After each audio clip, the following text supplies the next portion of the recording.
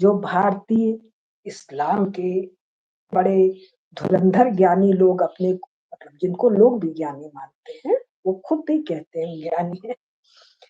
With great regional differences between Najd and the Hijaz. हिजाज वो लोग ऐसे बोलते हिजाज, नज्द जन्मे न करते हिजाज, हम बोलेंगे हजाज हिजाज हजाज जो भी बोलना हो। खैर, तो हिजाज और नज्द का जो फर्क है वो कितना बड़ा फर्क है, ये जाने बिना अरब के भविष्य को, चलो इस्लाम के भविष्य को, मुनाफिक और मुशरिक के भविष्य को कैसे जानोगे। नज्द ने तय कर रखा है हिजाज को नेस्तनाबूद कर देंगे।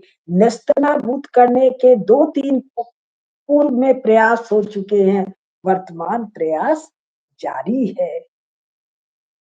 आगे एक और भूगोल की बात, and with great regional differences between Najd and the Hijaz, whose water-starved population may double in a few decades, making it in political terms less and less coherent. जनसंख्या दुगनी हो जाएगी, ये बात दूसरी है कि जनसंख्या में अरब लोग माइनॉरिटी में है, बाकी सब आए हुए लोग हैं। खैर, जनसंख्या डबल होगी तो हो जाएगी, नहीं भाई। वाटर स्टार्व्ड पॉपुलेशन, पानी का अकाल है, स्टार्व प्यासे हैं पानी की। इत पानी तो बर्फ से ले आएंगे, हवाई जहाज में रख के ले आएंगे, वाटर का पाइप बना देंगे, खारे पानी को सफेद पानी कर देंगे। बाबू सब में बहुत पैसा लगता है, बहुत एनर्जी लगता है, हालत बहुत खराब है, हवा पानी बांधने से कुछ ना होता है। तो पानी की कमी के कारण making it in political terms, राजनैतिक नहीं, इसका राजा से नीति से कोनो लेना देना नहीं, पॉलिटिक्स मतलब मार काट कूट काट, लेस एंड लेस कोहेरेंट। नज्द और हिजाज भी टूट जाएगा, ये टूटा था ही, मिला हुआ कभी था ही नहीं। ये आपस में सर फुड़ौल करके मर जाएंगे खाली पानी के मारे। तो क्या रह जाएगा जो सदा से था। आगे सुनिए।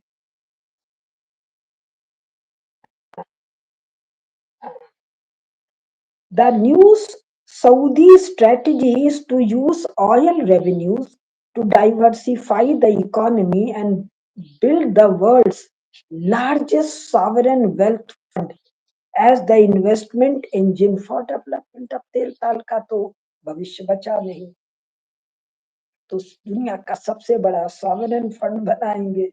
The target, he writes, is to increase non-oil government revenue at least 6-fold by 2030.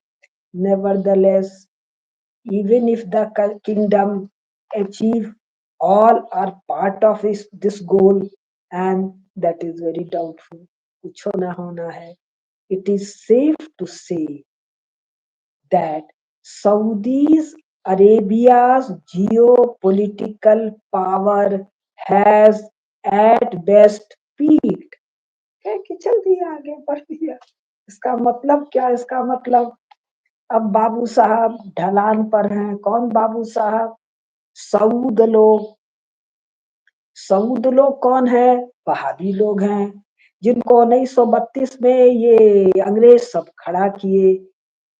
36 वर्ष में के बाद तेल ताल मिला, 48-48 में तेल मिला, तेल का कुछ उत्पादन वगैरह हुआ। 70 तक ये अपने आदिम बाबा के हालत में रह रहे थे।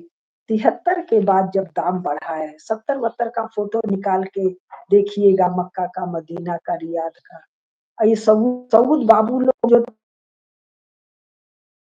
के रब और खाली बीच में लाके रियाद में राजधानी बनाए। तो क्या कह रहा है? इट हैज पीक्ड, ये अपने सबसे शिखर पर हो चुका है। तो नीचे जब सऊदी अरेबिया टूट, तो बाकी सब भी टूट, क्योंकि बाकी सब Arabian nation state artificial arbitrary, illegal, not, not doesn't have capacity to continue. फिर ये कहता है